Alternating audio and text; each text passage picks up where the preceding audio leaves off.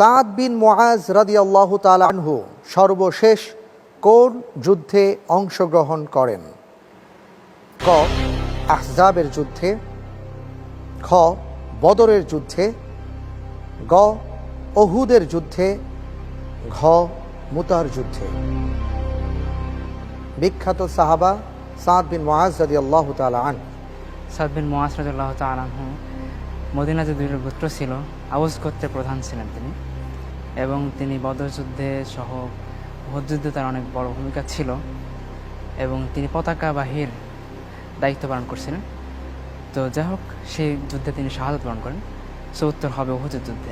জি, উত্তর হবে গ, উহুদের যুদ্ধ। গ. উহুদের যুদ্ধে। রাইট। আপনি তো দাড়ি কমা সহ সবই বললেন, আমি দেখব এবার কথাগুলো ঠিক আছে কিনা। লক করে দেব?